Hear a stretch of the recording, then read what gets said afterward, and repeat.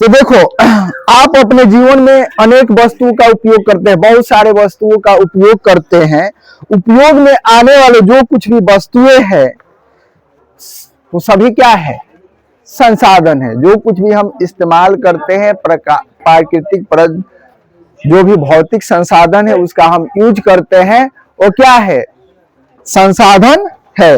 तो संसाधन भौतिक और जैविक दोनों हो सकते हैं। भौतिक भी हो सकते हैं और जैविक। जैविक का मतलब शॉर्ट में समझेंगे कि जिसमें जीव होता है। संसाधन दोनों प्रकार के होते हैं।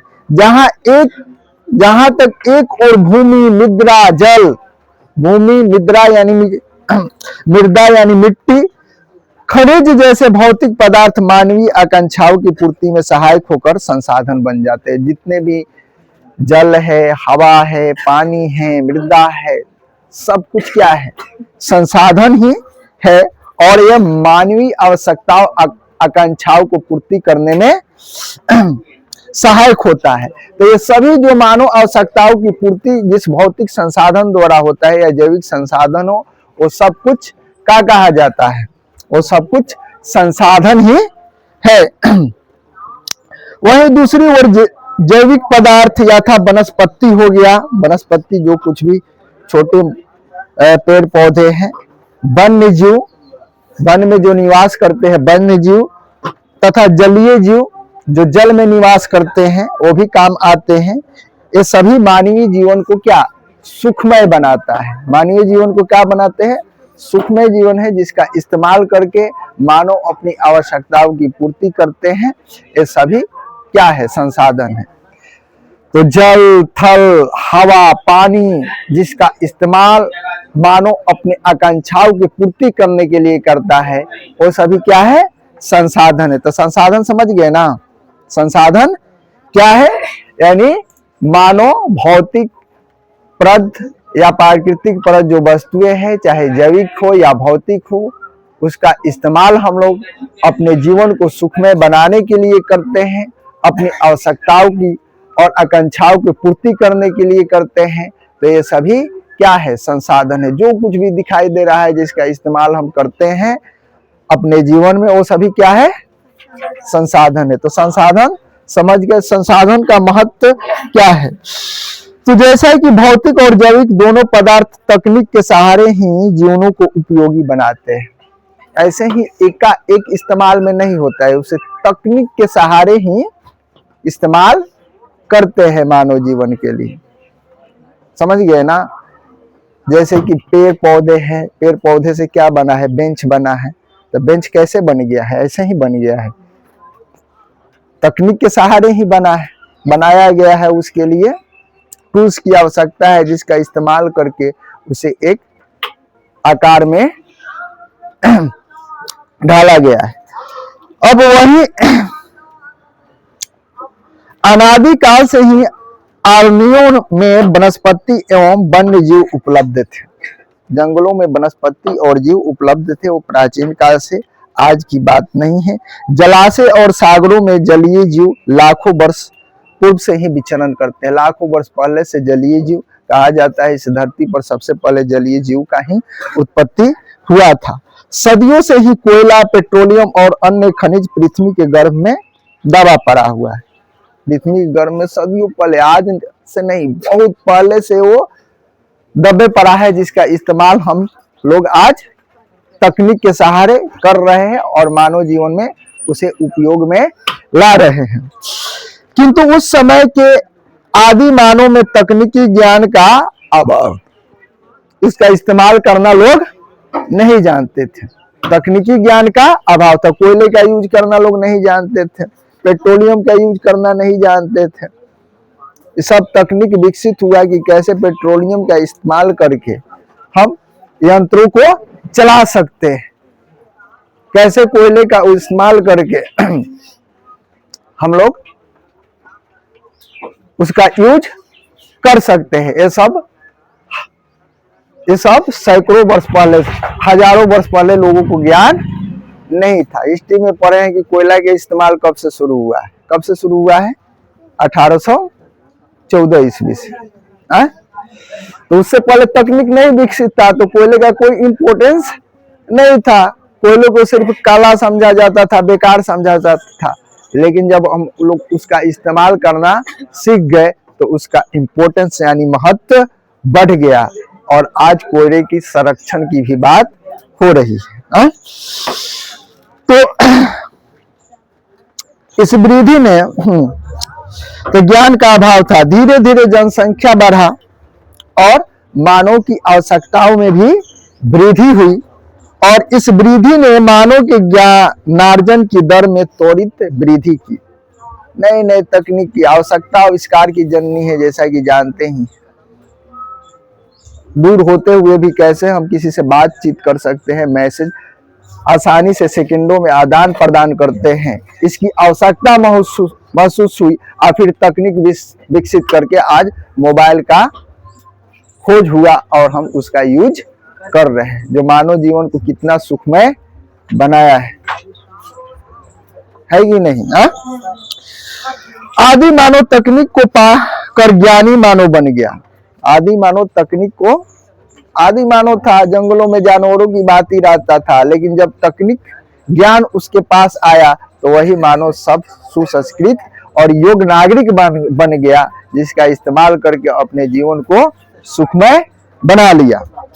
तो पर्यावरण में उपलब्ध पदार्थों को जनप्रिय तकनीक के सहारे जीवन को सुखमय बनाने में मानव सक्षम हो गया है। जब पर्यावरण में मानव द्वारा जनप्रिय तकनीक का उपयोग होता है तब सभ्यता विकसित होता है। तो सभ्यता धीरे धीरे तकनीक का इस्तेमाल करना जाला, मानव सब तरीके से जीना सीख लिया, अस्थायी जीवन जीना सीख लिया, तो वो सब मानव बन गया और एक प्रकार के सभ्यता यानी कल्चर मानव जीवन में विकसित हुआ। अंततः मानवीय जीवन निर्वाह के तौर तरीके सांस्कृतिक संसाधन की स्थिति को प्राप्त कर लेता है। वस्तुतः संसाधन का अर्थ क्या होता है? संसाधन का व्यापक अर्थ बहुत ही व्यापक है अर्थ, लेकिन यहाँ प्रसिद्ध एक भूगोल वेदा थे जिसका नाम क्या था? जिम्मरमैन था। जिसका नाम क्या था? जिम्मरमैन। इसका नाम याद कर लेना है, जिम्मरमैन। जिम्मरमैन का कहना था कि संसाधन होता नहीं, संसाधन बनते। जिम्मरमैन का क्या कथन था हो? जिम्मरमैन का क्या कहना था कि संसाधन होते नहीं बनते हैं। संसाधन होते नहीं, संसाधन होते नहीं बनते हैं। इसको नोट ही कर लेंगे क्योंकि पूछता ही है शॉर्ट में। बनते, संसाधन होते नहीं बनते हैं, किनका कथन है? जिम्मरमैन का कथन है। संसाधन होते नहीं, संसाधन बनते हैं। तो वर्तमान परिवेश में सेवा को भी संसाधन ही माना जाता है। आजकल हम लोग सेवा ले रहे हैं, मोबाइल की सेवा ले रहे हैं, दूर संचार की सेवा ले रहे हैं, कोई इंफॉर्मेशन ले रहा है, जो कुछ भी, या यातायात का सेवा ले रहे हैं, ये सभी क्या है? सेवा भी संसाधन के क्षेत्र में ही आता है। कोई गायक या कवि अगर चित्रकार अपने क्रियाकलाप से धनार्जन या स्वयं को संतुष्ट करता है तब उसके द्वारा ये कार्यकलाप भी क्या हो जाता है? तो संसाधन ही कहलाता है। कोई कवि हो गया, लेखक हो गया, नाटककार हो गया, एक्टर हो गया, तो वो क्या करता है? अपने कला के माध्यम से और लेखन के माध्यम से उसको, उसके बदले में उसे धन की प्राप्ति होती है, उससे उसकी जीविका चलता है। तो उसके लिए ये सभी क्या है? संसाधन ही है। तो वो सेवा देता है तो वो संसाधन ही कहलाएगा। ठीक है। तो सच तो यह है कि मानव स्वयं भी संसाधन, मानव स्वयं में क्या है? संसाधन है। क्या है? मानव संसाधन। आज इंडिया के पास पर्याप्त मात्रा में क्या है? मानव संसाधन उपलब्ध है और इसीलिए इसे शक्तिशाली माना भी जाता है। ठीक है। तो सच तो यह है कि मानव स्वयं में संसाधन है क्योंकि इसके पास तकनीक है। क्या है? तकनीक है, जिसका इस्तेमाल करके वस्तुओं को अपने उपयोग के लायक बनाता है। तो किसी भी वस्तु को उपयोगी बना सकता है अपने तकनीक के द्वारा। अतः यह धारणा भ्रामक है कि संसाधन एक प्राकृतिक उपहार है। प्राकृतिक उपहार तो है, लेकिन मानव द्वारा अगर तकनीक विकसित नहीं होता तो उस संसाधन को भी मिट्टी के समान ही समझा जाता। आज हम उपयोग में ला रहे हैं तो मानव ने तकनीक विकसित किया, तभी उसका इस्तेमाल हम कर पाते हैं। तो संसाधन किसी भी देश का आर्थिक सामाजिक मेरुदंड होता है। संसाधन, जिस देश का संसाधन जितना अधिक होता है और जिस देश में तकनीक विकसित हुआ है, उस देश को उतना ही समृद्ध और विकसित माना जाता है। तो संसाधन विपन्न राष्ट्र अंतर्राष्ट्रीय दौर में पिछड़ जाते हैं। इसका मतलब यह नहीं है कि प्राकृतिक संसाधन में संपन्न राष्ट्र ही विकास करते हैं। जापान एक ऐसा देश है जो प्राकृतिक संसाधन में अत्यंत विपन्न है। जापान के पास क्या है? छोटा सा देश है और उसके पास क्या है?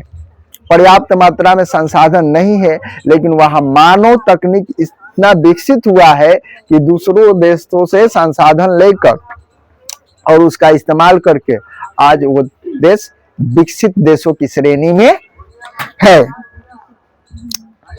तो वही बात है, किंतु इसके मानव संसाधन तकनीकी दृष्टि से इतने सबल नहीं है, क्योंकि मानव भी वहां नहीं है। लेकिन जो भी मानव है ना, उस मानव में इतना तकनीक विकसित हुआ है कि वो आज देश विकसित देशों की श्रेणी में है। तो ये 10 देश उपलब्ध सभी पदार्थों तथा विवेकपूर्ण उपयोग कर विकसित देशों की श्रेणी में खड़ा है, जैसा कि बताया है।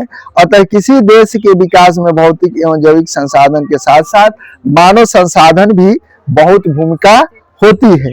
विविध संसाधनों के मध्य मानव नियंत्रक की स्थिति में रहता है, जो पर्यावरण में उपलब्ध पदार्थों यानी प्रौद्योगिकी को ही क्या कहा जाता है? तकनीक यानी टेक्नोलॉजी कहा जाता है।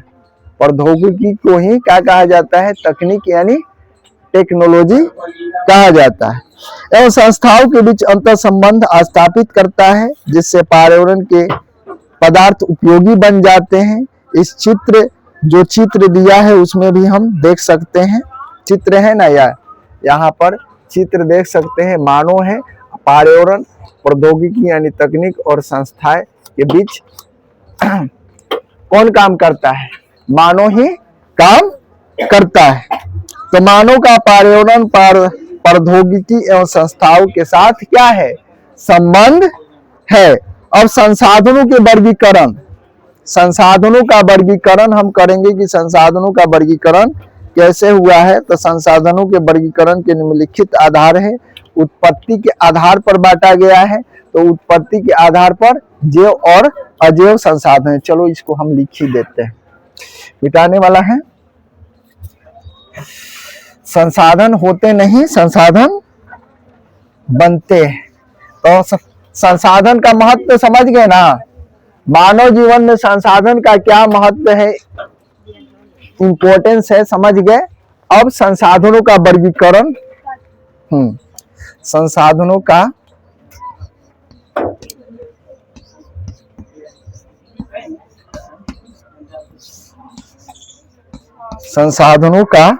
वर्गीकरण, संसाधनों का वर्गीकरण। तो संसाधनों का वर्गीकरण उत्पत्ति के आधार पर, संसाधनों का वर्गीकरण का निम्नलिखित आधार है। उत्पत्ति के आधार पर क्या थी? उत्पत्ति के आधार पर। तो उत्पत्ति के आधार पर संसाधन को 2 भागों में बांटा गया है। उत्पत्ति के आधार पर संसाधन 2 भागों में, कौन कौन सा? जैव और अजैव संसाधन। जैव और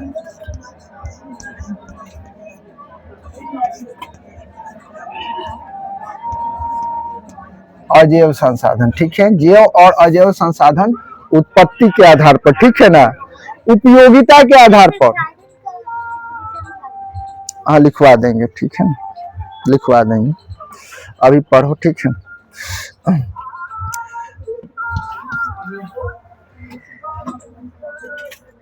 उपयोगिता के आधार पर,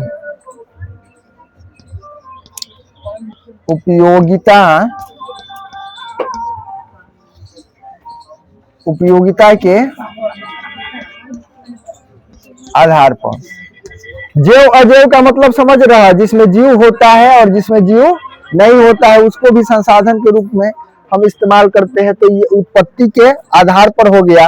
अब उपयोगिता के आधार पर, तो उपयोगिता के आधार पर नवीकरणीय,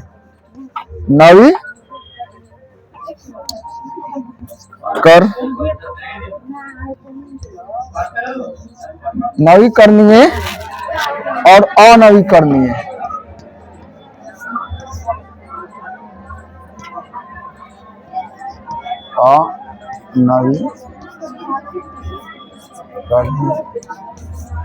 नवीकरणीय और अनवीकरणीय, ठीक है ना।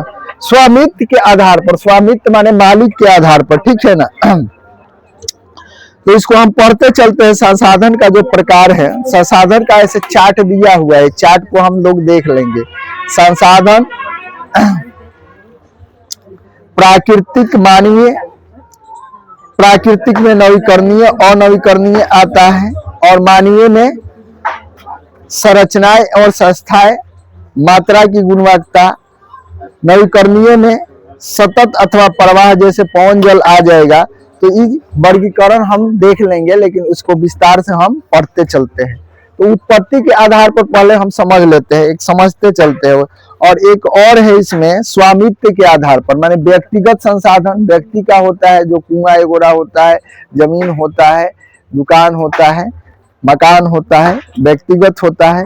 या सामुदायिक, समुदाय का मतलब जैसे स्कूल हो गया, हॉस्पिटल हो गया, कॉलेज हो गया, ये सब समुदाय का, पूरे समुदाय के लोग जाते हैं और इसका इस्तेमाल करते हैं। राष्ट्रीय, जो राष्ट्र की संपत्ति है, और अंतर्राष्ट्रीय, जो कि पूरे देश की संपत्ति होती है, जहाँ कोई भी जाता है, रिसर्च वगैरह करता है, उसको हम विस्तार से समझेंगे। तो समझते चलते हैं, उसके बाद हम ये लिख लो। उत्पत्ति के आधार पर जैव और अजैव होता है ना, ये हाँ, ये एक नंबर उठा। फिर उपयोगिता के आधार पर पढ़ेंगे हम। जैव संसाधन लिख कर डैश देंगे। उत्पत्ति के आधार पर संसाधन के दो प्रकार, इतना नोट कर लेंगे, ठीक है ना। और इसमें इसको उठा लेंगे, क्या, जैव संसाधन लिखेंगे, जैव संसाधन, और डैश देंगे। कहाँ लिखे हो, जैव संसाधन, जैव संसाधन लिख कर डैश देंगे, लिखेंगे, लिख लेंगे ना अपने से, कि नोट करें बोर्ड पर, हाँ लिखेंगे। ऐसे संसाधनों की प्राप्ति जैव मंडल से होती है। ऐसे संसाधनों, जैव मंडल किसे कहते हैं, ऐसे संसाधनों की प्राप्ति जो जैव मंडल से। जैव संसाधन लिखो ना, क्या कर रहे हो, नोटेड, जैव संसाधन लिखो, हाँ, जैव संसाधन लिखो, लिखो। ऐसे संसाधनों की प्राप्ति जैव मंडल से होती है। ऐसे संसाधनों की प्राप्ति जैव मंडल से होती है। इसमें सजीव के सभी लक्षण मौजूद होते हैं। बुक है सभी के पास, इसमें सजीव के सभी लक्षण मौजूद होते हैं। सजीव कैसे लिखाएगा मालूम है ना, इसमें सजीव के सभी लक्षण, सजीव के सभी लक्षण मौजूद होते हैं। जैसे में सजीव के सभी लक्षण मौजूद होते हैं, लिखा गया। हाँ, सजीव में क्या लक्षण होता है मालूम है ना, बोलता है, घूमता है, श्वास लेता है, बढ़ता है, यही सब ना सजीव का लक्षण है। और निर्जीव का क्या लक्षण है, स्थिर रहता है, जैसे ये सब है निर्जीव है। कितना भी इसमें कुछ भी करो, इसको फर्क नहीं पड़ता है, तो समझते हैं। तो सजीव में क्या आता है, मनुष्य, जैसे लिख लेंगे। जैव संसाधन में क्या क्या आता है? हाँ, जैसे में लिख लेंगे। जैसे में क्या होगा? जैसे में जैव संसाधन में क्या क्या आता है? मनुष्य आते हैं, ठीक है। और क्या आता है? वनस्पति भी आ जाता है, वनस्पति,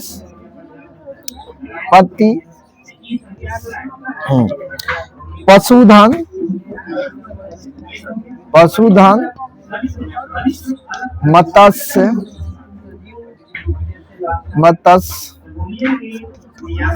मत्स्य यानी मछली भी आता है, ठीक है ना।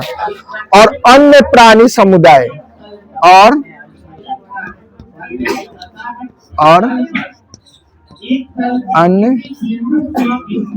अन्य प्राणी समुदाय,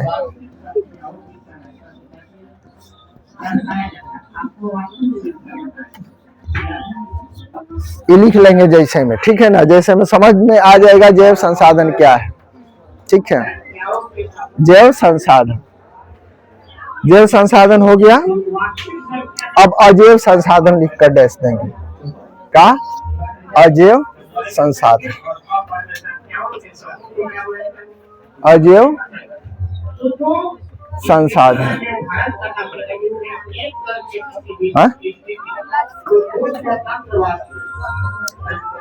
मत्स्य छोड़ो, एक छूट भी जाएगा, एक आध को चलेगा।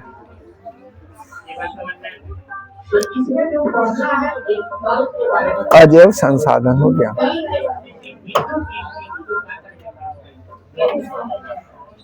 अजैव संसाधन अब लिखेंगे, ठीक है ना। हो गया, इसको मिटा देना।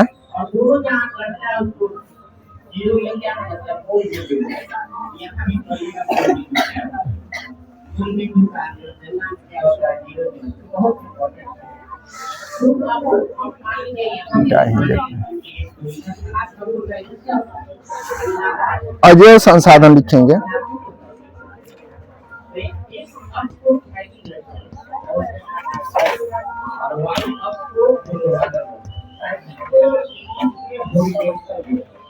अजैव संसाधन देखो तो अजैव संसाधन उसे कहते हैं, शॉर्ट में समझेंगे, जिसमें जीव नहीं होता है। अर्थात जो निर्जीव होता है वो सभी संसाधन क्या है? अजैव संसाधन है। तो लिख लेंगे इसको भी, अजैव संसाधन। निर्जीव वस्तुओं के समूह को अजैव संसाधन कहा जाता है। दिखा देगा ना, निर्जीव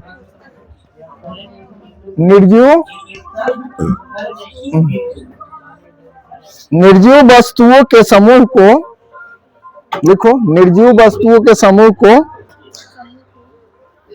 अजैव संसाधन कहा जाता है। अजैव कैसे लिखा गया है मालूम है ना? निर्जीव वस्तुओं के समूह को अजैव संसाधन कहा जाता है। और निर्जीव में क्या कहा जाएगा? वाह,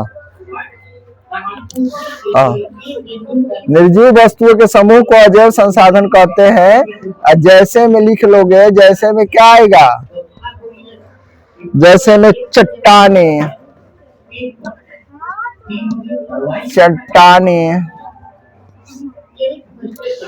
धातु एवं खनिज, धातु एवं खनिज जितने भी है जो जमीन से निकलता है वो सब का है? निर्जीव पदार्थ है। लेकिन इसका इस्तेमाल कितना हो रहा है मानव जीवन में? चट्टान का, धातु का और खनिज का मानव जीवन को सुखमय बनाने के लिए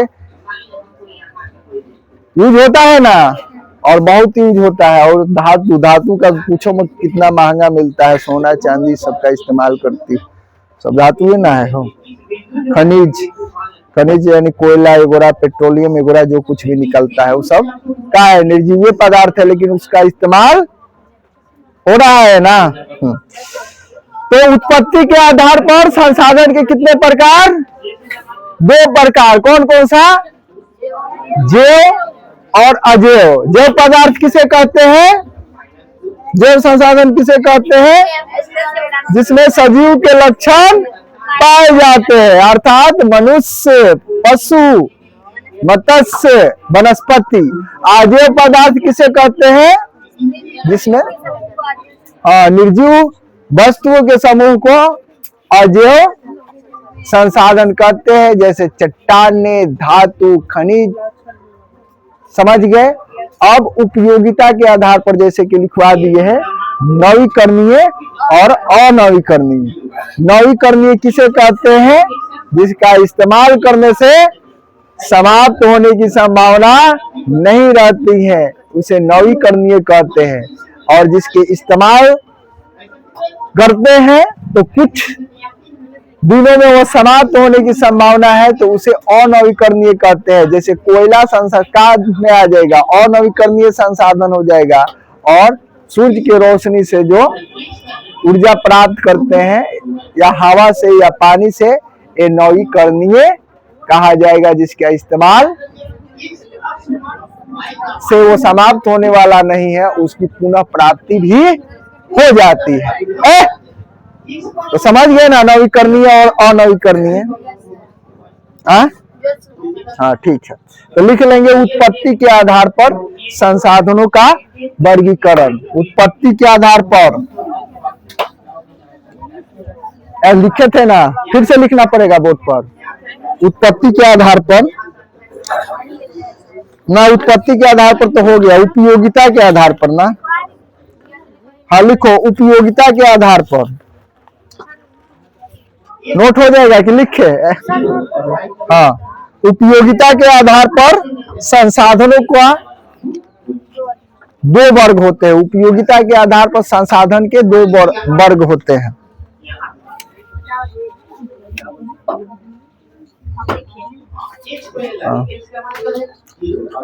उपयोगिता के आधार पर संसाधन के दो वर्ग होते हैं। हो गया? दो वर्ग क्या है? नवीकरणीय और अनवीकरणीय। एक नंबर का है, दो वर्ग होते हैं,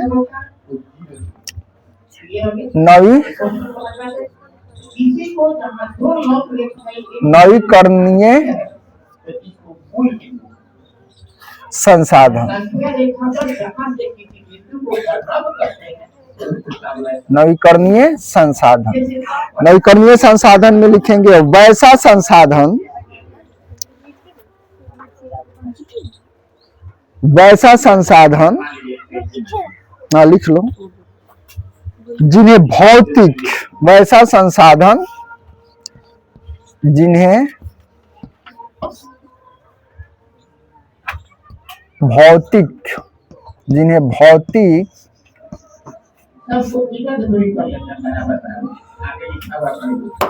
रासायनिक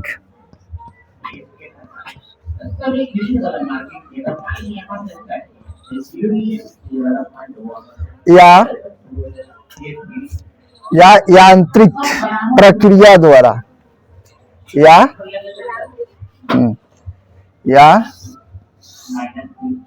यांत्रिक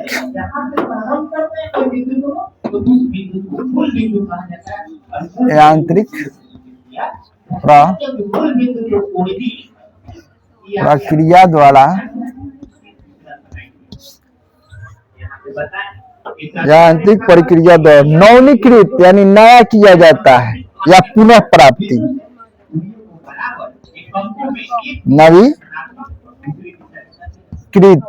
नवीकृत या पुनः प्राप्त किए जा सकते हैं।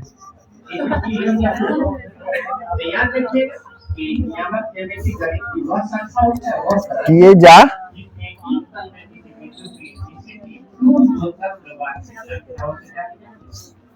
सकते हैं। जैसे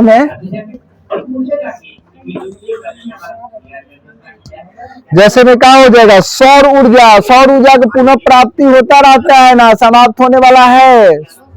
तो लिख लेंगे एज फॉर एग्जाम्पल सौर ऊर्जा। सौर ऊर्जा, अरे तो खत्म ही हो गया। सौर ऊर्जा, पवन, हवा, पवन ना, और क्या है? पवन ऊर्जा,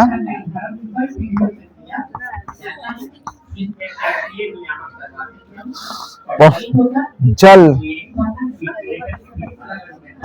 जल विद्युत, वन एवं वन प्राणी, वन और वन प्राणी,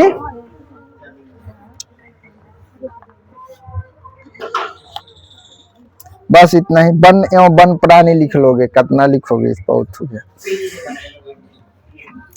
वन, दिक्कत थोड़ा है नीचे झुक कर लिखने, वन एवं वन प्राणी, वन और वन प्राणी है जिसे सतत या प्रवाह एवं जैव संसाधनों में वर्गीकृत किया जा सकता है। मतलब इसकी पुनः प्राप्ति हो जाती है, इसको नवीनीकृत किया जाता है। यानी जल का इस्तेमाल एक तरीका से होता है तो दूसरे तरीका से वो जल समाप्त नहीं होता है, फिर उसे पुनः इस्तेमाल में लाया जा सकता है।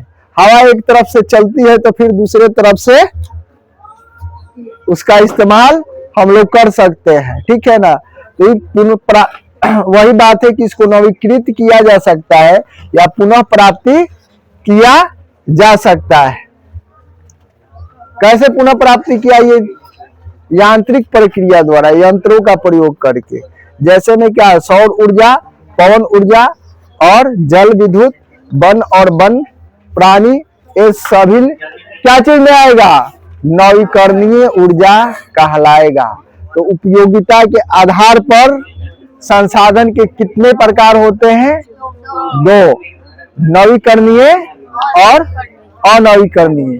नवीकरणीय हम लोग समझ गए कि जिसको पुनः प्राप्त कर लिया जाता है, या दिमाग में रखेंगे जो समाप्त नहीं हो सकता है, लंबे समय से इस्तेमाल करने के बाद भी समाप्त। हवा, हवा का कितना इस्तेमाल करोगी? समाप्त होगा।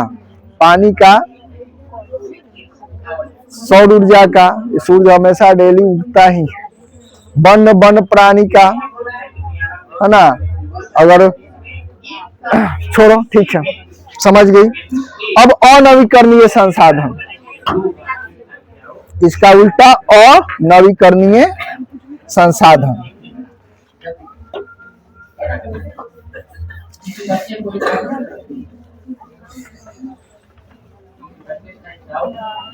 ओहो, मीटिंग गया है।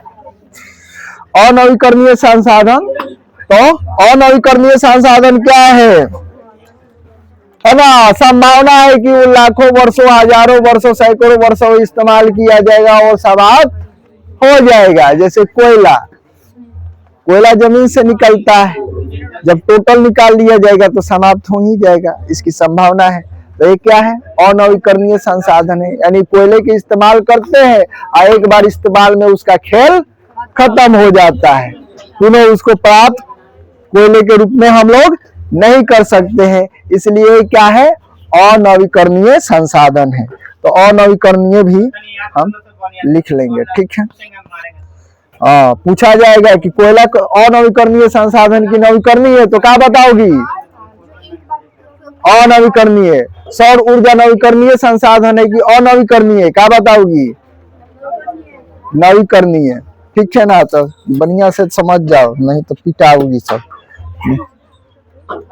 अनवीकरणीय,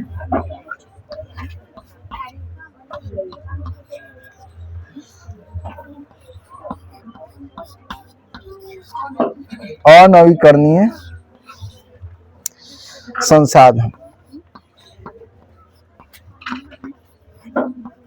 अनवीकरणीय संसाधन लिखेंगे।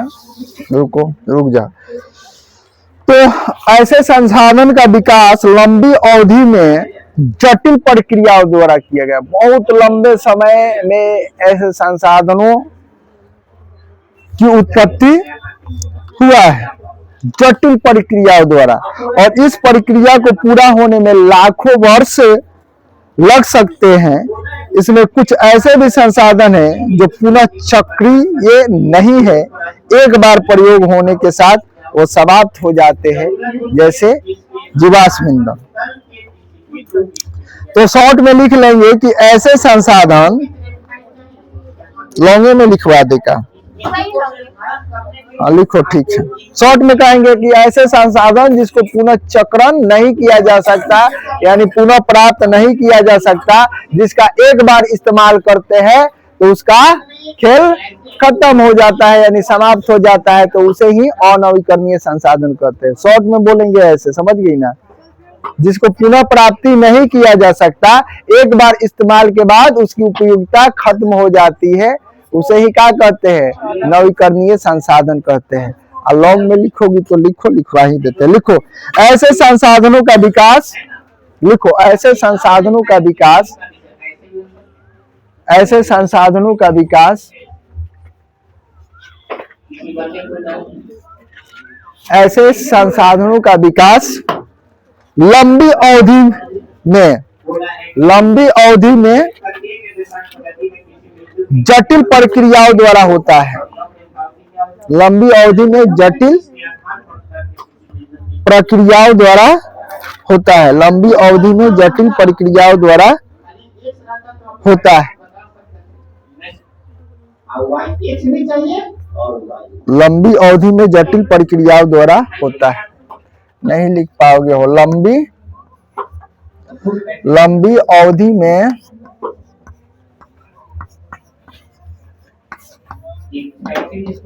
जटिल प्रक्रियाओं द्वारा होता है। ठीक है ना? इस प्रक्रिया को पूरा होने में लाखों वर्ष लग सकते हैं। लाखों वर्ष लग सकते हैं। लाखों वर्ष लग सकते हैं। इस प्रक्रियाओं को पूरा होने में लाखों वर्ष लग सकते हैं। इनमें कुछ ऐसे भी संसाधन होते हैं जो पुनः चक्रीय नहीं है।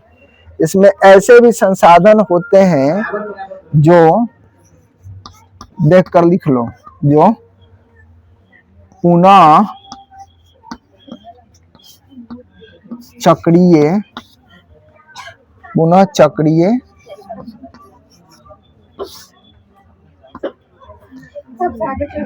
नहीं है। ऐसे भी संसाधन हैं जो पुनः चक्रीय नहीं है। एक बार प्रयोग होने पर, एक बार प्रयोग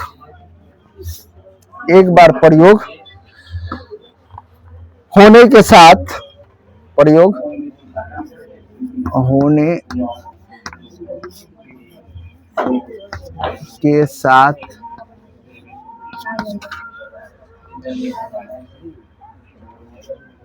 ही वे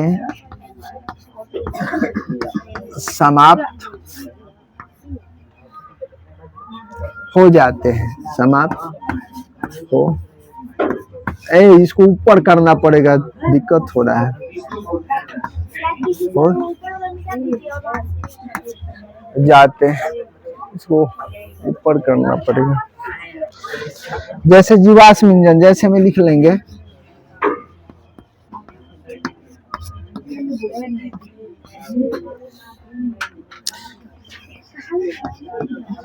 जैसे में कहा जीवाश्म ईंधन। जीवाश्म ईंधन में क्या आएगा, लिख लो। जैसे जीवाश्म ईंधन में क्या आएगा? कोयला, पेट्रोलियम, जो जमीन से निकलता है, कोयला, पेट्रोलियम। जीवाश्म ईंधन समझ रहे हैं ना? जीवाश्म ईंधन, कोयला, पेट्रोलियम। क्या कर रहे हो तुम?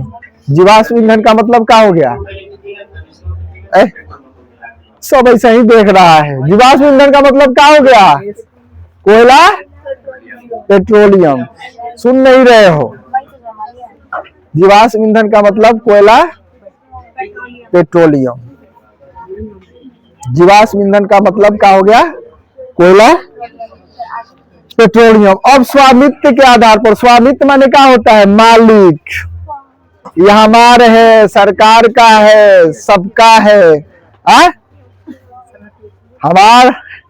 हमारा है, सरकार का है, सबका है, यानी राष्ट्र का है ना। और फिर पूरे विश्व का है, अंतर्राष्ट्रीय। समझ गए ना।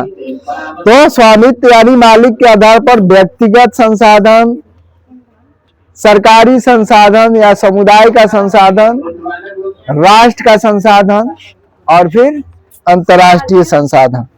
हाँ, इसे मिटा दे, हो गया ना। समझ गए ना। उत्पत्ति के आधार पर, उपयोगिता के आधार पर और फिर स्वामित्व के आधार पर। 4 स्वामित्व के आधार पर संसाधन के कितने प्रकार होते हैं? 4। कौन कौन सा? व्यक्तिगत संसाधन, राष्ट्रीय संसाधन, व्यक्तिगत संसाधन, सामुदायिक संसाधन, राष्ट्रीय संसाधन और अंतर्राष्ट्रीय संसाधन। हो गया, मिटा दे इसको।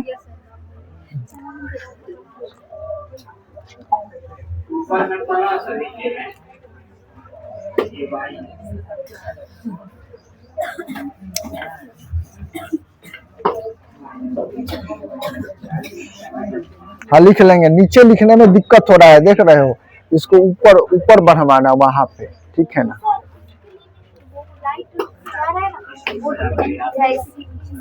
हाँ, तो लाइट को कहीं और लाइट को कहीं और एडजस्ट करना पड़ेगा, उधर चाहे इधर, तब हो पाएगा। स्वामित्व के आधार पर लिखोगी। स्वामित्व के आधार पर संसाधन के 4 प्रकार होते हैं। लिख लो। स्वामित्व के आधार पर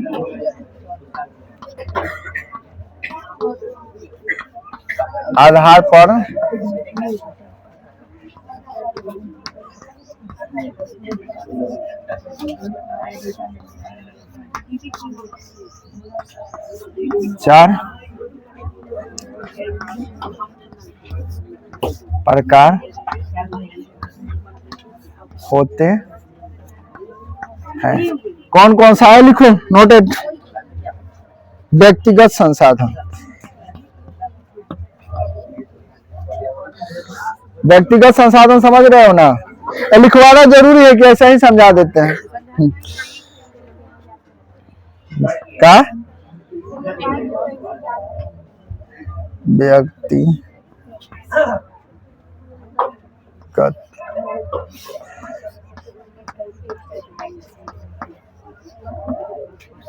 व्यक्तिगत संसाधन माने क्या हो गया?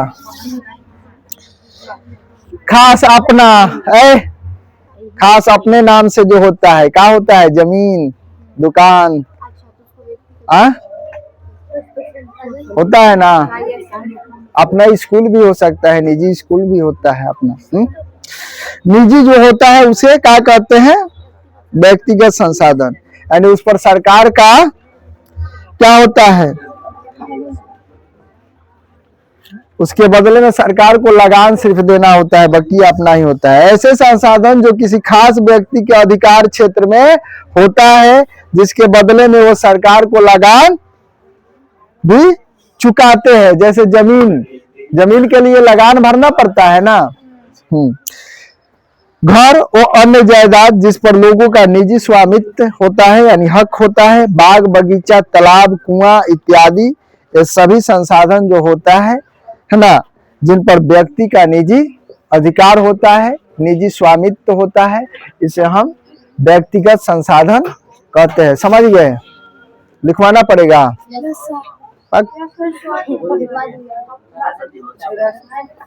हो जाएगा ना।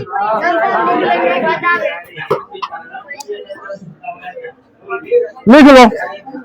ऐसे संसाधन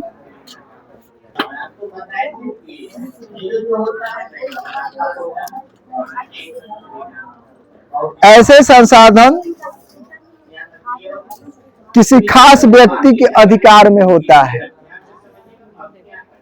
ऐसे संसाधन जो किसी खास व्यक्ति के अधिकार में होता है। ऐसे संसाधन जो किसी खास व्यक्ति के अधिकार में होता किसी खास व्यक्ति के अधिकार क्षेत्र में होता है। ऐसे संसाधन जो किसी खास व्यक्ति के अधिकार क्षेत्र में होता है। खास व्यक्ति के अधिकार क्षेत्र में होता है। थोड़ा सा इधर, थोड़ा सा किसी खास व्यक्ति के अधिकार क्षेत्र में होता है, जिसके बदले में सरकार को लगान भी चुकाते हैं। जिसके बदले में सरकार को लगान भी चुकाते हैं। जिसके बदले में सरकार को लगान भी चुकाते हैं। हाँ,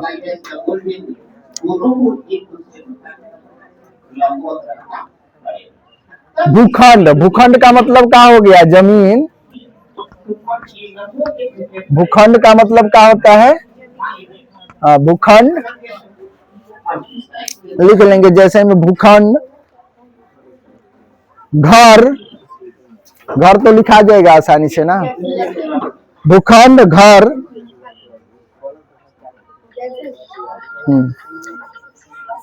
और अन्य जायदाद, अन्य जायदाद या संपत्ति। अन्य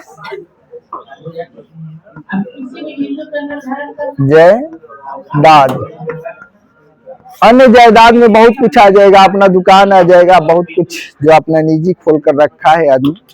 अन्य जायदाद।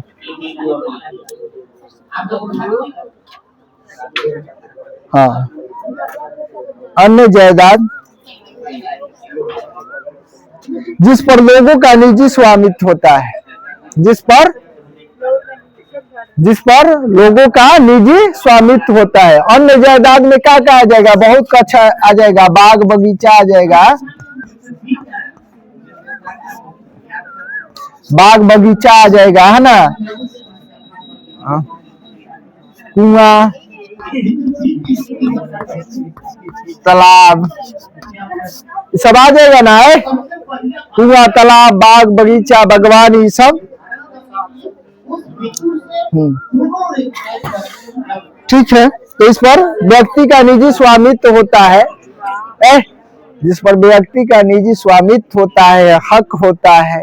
अब जमीनें हैं तो किसी खास व्यक्ति के अधिकार क्षेत्र में होता है। हाँ, उसके बदले में सरकार को लगान देना होता है, टैक्स देना होता है, लेकिन उसका निजी ही होता है। उस पर कोई जबरन अधिकार नहीं कर सकता है, या सरकार भी उस पर एकाएक अधिकार नहीं कर सकता है। और पूरे समुदाय के हित में और कुछ हॉस्पिटल, कॉलेज, रोड निकालना होता है तो सरकार अधिगृहित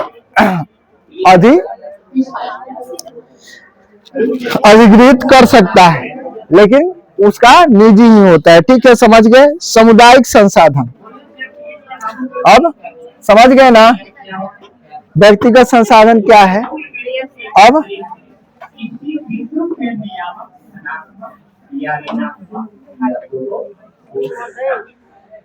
क्या है? सामुदायिक संसाधन। दूसरा क्या है? हो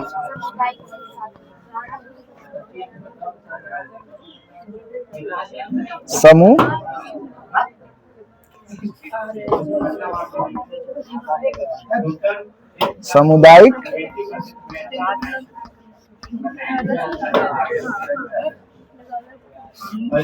सामुदायिक संसाधन। सामुदायिक संसाधन। तो देखो, ऐसे संसाधन जिस पर पूरे समुदाय का उस पर आधिपत्य होता है, जिसका उपयोग समूह के लिए सुलभ होता है।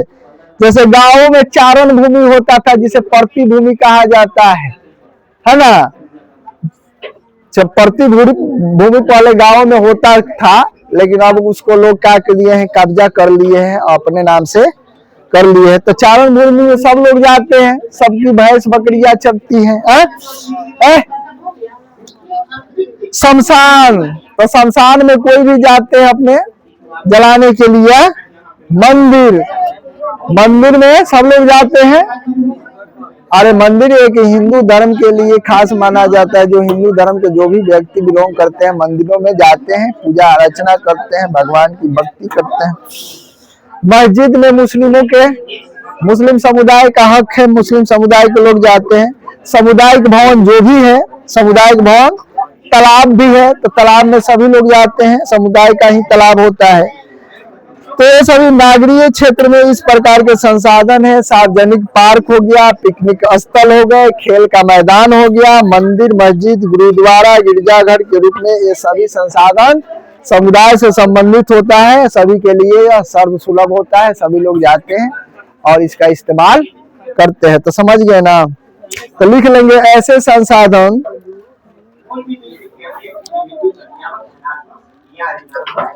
संसाधन जो किसी खास समुदाय के आधिपत्य में होता है, जो किसी खास समुदाय के आधिपत्य में, आधिपत्य देख लो कैसे होगा, ठीक है ना? ऐसे संसाधन जो किसी खास समुदाय के आधिपत्य में होता है, खास समुदाय के आधिपत्य में,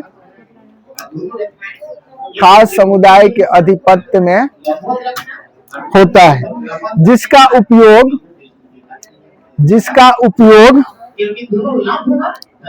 समूह के लिए सुलभ होता है, जिसका उपयोग समूह के लिए सुलभ, जिसका उपयोग समूह के लिए सुलभ होता है।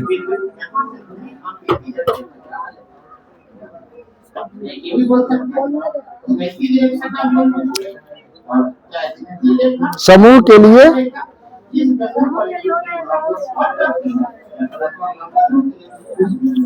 बस इतना ही लिख लेंगे। जैसे में लिख लो, जैसे में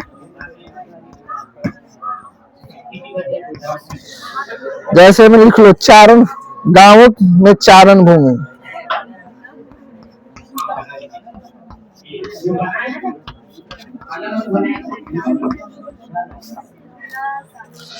गांव में चारण,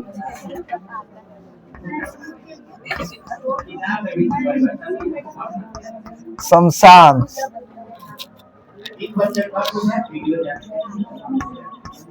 मंदिर, मंदिर या मस्जिद परिसर,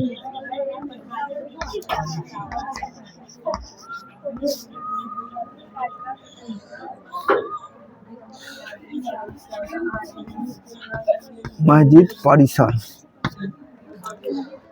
सामुदायिक भवन,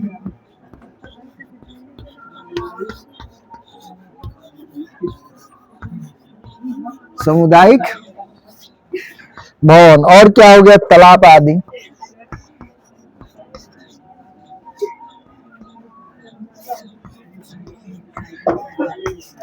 आदि हो गया ना? मस्जिद किस समुदाय के लिए? मंदिर, तालाब, हाँ चलो, हाँ पंचायत भवन पूरे पंचायत के लोगों के लिए।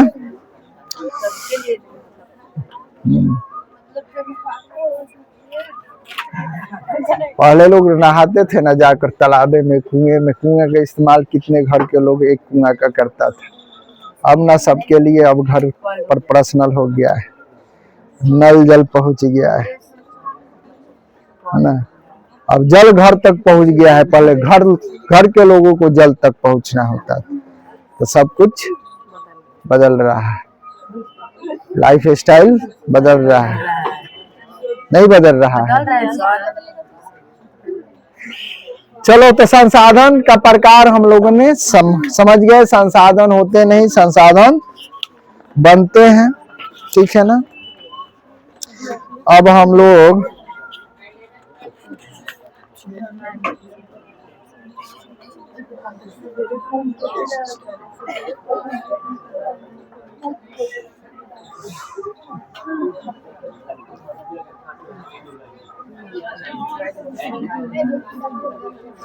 चलो ठीक है। अब विकास स्तर पर भी संसाधन को 4 वर्गों में ना हाँ, समुदाय का अभी तो 2 बाकी है ना, अभी समुदाय में ना है। चलो अब राष्ट्रीय संसाधन है।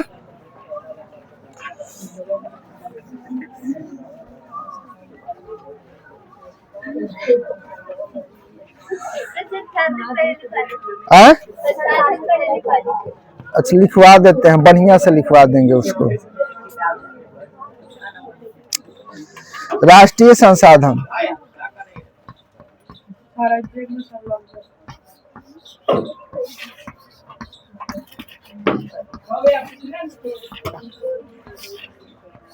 कल लिखवा देंगे, इसमें सवाल है ना, बढ़िया से लिखवा देंगे सबको।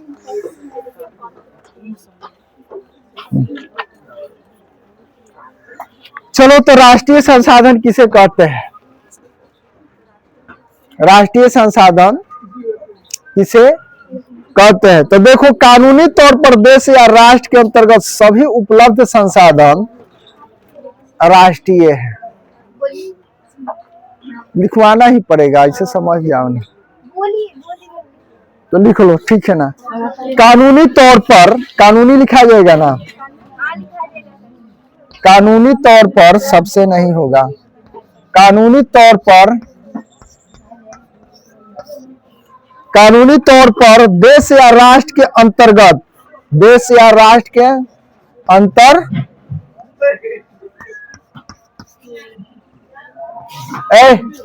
कठिन वर्ड हम बोर्ड पर लिखते जा रहे हैं, ठीक है ना। सुनकर और देखकर बोर्ड पर नजर देकर लिखते जाना है।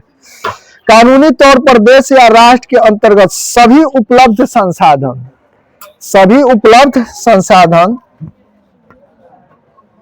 सभी उपलब्ध संसाधन राष्ट्रीय, हाँ सभी उपलब्ध संसाधन राष्ट्रीय हैं। सभी उपलब्ध संसाधन राष्ट्रीय है। देश की सरकार को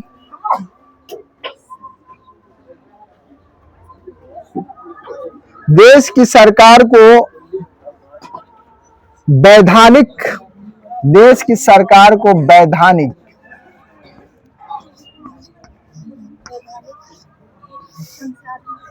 वैधानिक हक है कि वे, वैधानिक हक है कि वे व्यक्तिगत, वैधानिक हक है कि वे व्यक्तिगत, वैधानिक हक है कि वे व्यक्तिगत संसाधनों को अधिग्रहण, संसाधनों को अधिग्रहण आम जनता के हित में कर सकती है। अधिग्रहण आम जनता के हित में, अधिग्रहण आम जनता के हित में कर सकती है। तो देखो, हाँ आम जनता के हित में कर सकती है, हो गया ना। तो देखो राष्ट्रीय संसाधन क्या है? कानूनी तौर पर जितने भी जमीन है, भूखंड है, जिसका निजी है, सब कुछ किसका है? सरकार का है। किसका है? व्यक्तिगत रूप से दिया हुआ है, लेकिन आम जनता के हित में चाहे तो उस जमीन को अधिग्रहण कर सकता है। जैसे क्या रोड निकलना है, ऐसे रोड निकलना है या घर आ रहा है तो चाहेगा सरकार तो इस जमीन को ले सकता है, इसके बदले में मुआवजा एगोरा देकर क्या कर सकता है? दूसरे जगह शिफ्ट करवा सकता है। इस सरकार का वैधानिक हक है कि जितने भी राष्ट्र का व्यक्तिगत भी संपत्ति है, निजी भी संपत्ति है, तो किसका है? राष्ट्र यानी देश का है। और आवश्यकता पड़ता है आम आदमी के हित के लिए तो व्यक्तिगत या निजी संपत्ति को भी क्या कर सकता है? अधिग्रहण कर सकता है। तो समझ गए राष्ट्रीय संपत्ति क्या है? समझ गए ना। अब देखो राष्ट्रीय संपत्ति तो किसी, अब देखते हैं समुद्र में है तो किसी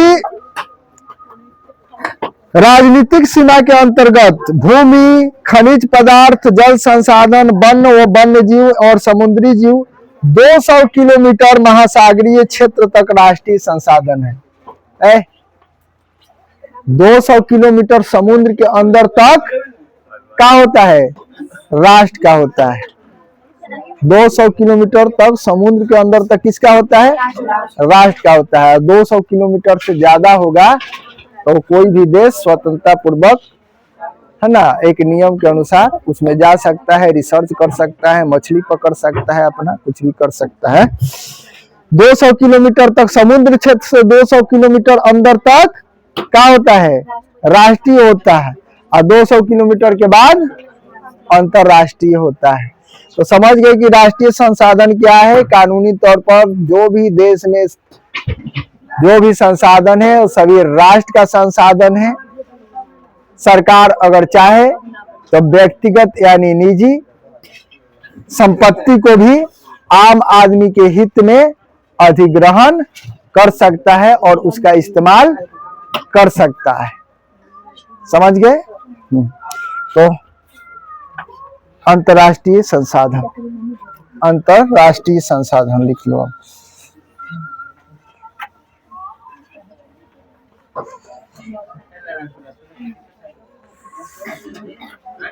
अंतरराष्ट्रीय संसाधन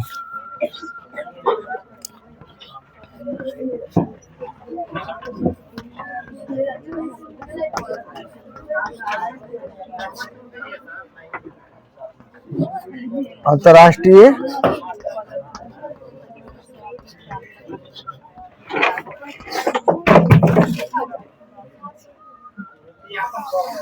अंतरराष्ट्रीय संसाधन। तो देखो, ऐसे संसाधन का नियंत्रण किसी अंतरराष्ट्रीय संस्था द्वारा किया जाता है। एक समझौते के तहत अंतरराष्ट्रीय संस्था करती है। जैसा कि समझे, समुद्री तट रेखा से 200 किलोमीटर के बाद का जो क्षेत्र होता है वो सभी महासागर में संसाधन होता है, जो भी किसी देश के आधिपत्य में नहीं होता है, बल्कि वे संसाधन पर पूरे देश का हक होता है एक अंतरराष्ट्रीय नियम के अनुसार, और उस पर सभी देश अपने रिसर्च के लिए काम करते हैं। तो इसको भी लिख लोगी, लिखिए लो, अब लिख लो। ऐसे संसाधनों का नियंत्रण, ऐसे संसाधनों का नियंत्रण कठिन वर्ड है, हम लिख देते हैं, देख लेना है। ऐसे संसाधनों का नियंत्रण अंतरराष्ट्रीय संस्था है, अंतरराष्ट्रीय उपयोग अंतरराष्ट्रीय संस्था। अंतरराष्ट्रीय देख लो कैसा लिखा गया है, इसमें संस्था लगा देना है, ऐसे संस्था, अंतरराष्ट्रीय संस्था,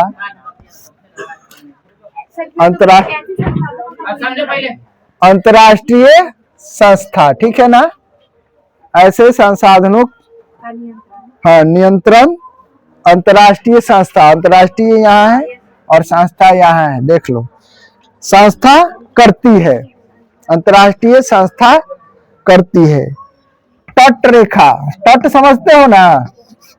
तट रेखा समझ रहे हो? समुद्री तट रेखा से, तट रेखा से 200 किलोमीटर, 200 किलोमीटर की दूरी छोड़कर, 200 किलोमीटर की दूरी छोड़कर, क्या कर रहे हो पीछे? दूरी छोड़कर खुले महासागरीय संसाधन पर, छोड़कर खुले महासागरीय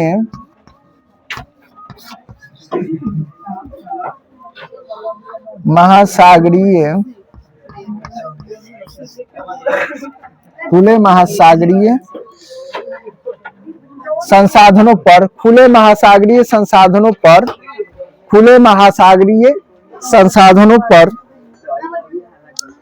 किसी देश का आधिपत्य नहीं होता है, किसी देश का आधिपत्य नहीं होता है, किसी देश का आधिपत्य नहीं होता है। आधिपत्य देख लो ऐसे लिखाएगा, किसी देश का आधिपत्य,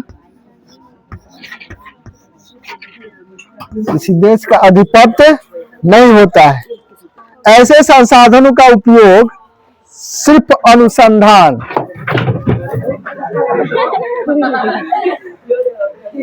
हाँ, ऐसे संसाधनों का उपयोग सिर्फ अनुसंधान, सिर्फ अनुसंधान, अनुसंधान माने समझ रहे हो ना, रिसर्च, सिर्फ अनुसंधान, सिर्फ अनुसंधान हेतु, सिर्फ अनुसंधान हेतु अंतर्राष्ट्रीय संस्थाओं की सहमति से किसी राष्ट्र द्वारा किया जा सकता है। समझ गए ना? अंतर्राष्ट्रीय संस्था की अनुमति से किसी राष्ट्र द्वारा किया जा सकता है। मतलब क्या? 200 किलोमीटर तट रेखा से, समुद्री तट रेखा से 200 किलोमीटर महासागर में या समुद्र में उस जो राष्ट्र है, उस राष्ट्र की संपत्ति होती है। उसके बाद का जो महासागरीय क्षेत्र होता है वो अंतर्राष्ट्रीय संपत्ति होता है, जिसका इस्तेमाल अंतर्राष्ट्रीय संस्था के नियमों और कानूनों के अनुसार कोई देश रिसर्च के लिए यानी कुछ खोज करने के लिए कर सकता है। जैसे कि क्या पेट्रोलियम का खोज करता है, समुद्र में क्या होता है, पेट्रोलियम, गैस वगैरह, यही सब खोज होता है, रिसर्च चलता रहता है कि समुद्र के अंदर क्या क्या है, नहीं है, उसको इस्तेमाल में कैसे लाया जा सकता है। तो अंतर्राष्ट्रीय संस्था की अनुमति से ही होता है। तो समझ गए, स्वामित्व के आधार पर संसाधन के कितने प्रकार होते हैं? स्वामित्व के आधार पर संसाधन के कितने प्रकार है? पीछे से